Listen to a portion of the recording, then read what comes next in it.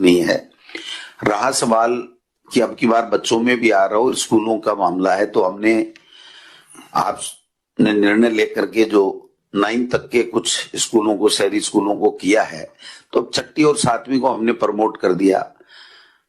8वीं और 10वीं और 12वीं के बोर्ड के एग्जाम हैं, तो ये बोर्ड के एग्जाम भी आज की तारीख में कराना कोई समझदारी नहीं है सर। तो हम ये मानते हैं, जबकि मैं इस पक्ष का हमेशा रहा हूं कि बोर्ड के एग्जाम हो, आज भी इस पक्ष का हूं, लेकिन वर्तमान परिस्थितियों में हमें इसको स्थगित करना चाहिए, इसमें कोई दो राय नहीं है। और वैसे भी 10वीं और 12वीं के जो एग्जाम्स हैं, 8वीं के हैं, उनकी तैयारी करीब करीब पूरी होगी, 6 मई से है। तो वैसे भी अगर हम इसको बिल्कुल से ही घर पे पढ़ने के लिए अगर कोर्स पूरा हो गया तो दे दे, तो कोई दिक्कत वाली बात नहीं है जब भी एग्जाम होंगी, क्योंकि एग्जाम बोर्ड के होने से पहले 8-10 दिन तो वैसे ही प्रिपरेशन के लिए हम लोग समय देते हैं। तो अगर कोर्स पूरा हो गया, हम पता लगा लेते हैं, तो फिर 10वीं 12वीं और 8वीं को भी हम लोग फ्री कर सकते हैं, जो घर पे तैयारी करेंगे। और जब परिस्थितियां अनुकूल होंगी और अगर निर्णय लिया जाएगा कि एग्जाम करेंगे, तो फिर एग्जाम हो जाएंगे। तो एक तरीके से बच्चों वाला जो काम है वो रोक सकता है। दूसरा एक कोचिंग्स का मामला है, इसमें थोड़ी सी पेचीदगी इसलिए आ रही है कि कोचिंग करने के लिए लोग अलग अलग जगह से आते हैं, अलग अलग जगह से आके फिर रूम्स किराए पे ले लेते हैं, रूम किराए पे लेते हैं, किराए वाला किराया ले लेता है, कोचिंग वाला अपना पैसा ले लेता है।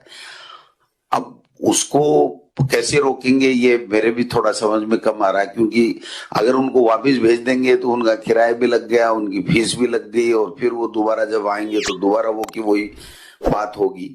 और अगर पालना भी हम कठोरता से नहीं कराएंगे तो फिर ये कोविड वहां भी फैल सकता है। तो शादियों के लिए अब सख्ताई करने की आवश्यकता है मेरे विचार में। और स्कूल्स के लिए तो मैंने मोटा मोटी निवेदन कर दिया कि आपके ऊपर निर्णय है कि अब हम इस दिशा में, बंद करने की दिशा में और एग्जाम स्थगित करने की दिशा में हम लोग जा सकते हैं। और चुनाव में अब 2 दिन का मामला, उसके बाद में कोई चुनाव है नहीं, और चुनाव राज्य निर्वाचन आयोग को हमको कहना चाहिए कि भाई अभी नहीं कराए। तो हम कुल मिला के, क्योंकि व्यवस्थाएं हमारी बनी हुई है, अधिकारी और प्रशासनिक तंत्र पूरी तरीके से मुस्तैद है, केवल पब्लिक में ये मैसेज चला गया कि साहब चुनाव हो रहे हैं, रैलियां हो रही हैं, ये कोरोना कुछ नहीं है, गांव में नहीं है, तो उसको हमको और ज्यादा बेहतर तरीके से एक जागरूकता अभियान चला करके हमको समझाना पड़ेगा कि ये सेकंड वेव है और ये बहुत ही खतरनाक है। तो मैं समझता हूं इसको हम काबू पाएंगे। और आपकी माननीय मुख्यमंत्री जी जो गंभीरता है, मैं समझता हूं यही हमारे स्टेट को बचाए हुए है।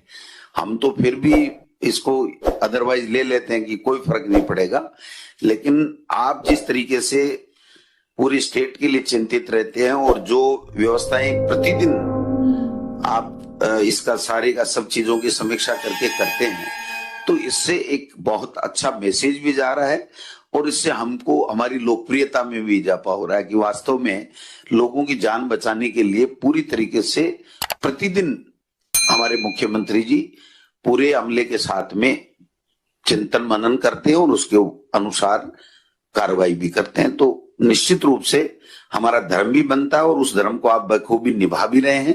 तो इसमें जो भी निर्णय लें कोई दिक्कत वाली बात नहीं है, क्योंकि डॉक्टर्स की राय जानने के बाद में और जो प्रेजेंट में डाटा देखने के बाद में हम लोगों के पास भी केवल और केवल एक ही उपाय है कि हम लोगों को समझाएं और अपने आप को भी डालें, लोगों को भी समझाएं। तो मैं समझता हूं कि हम इस वेव से भी निकलने में कामयाब होंगे।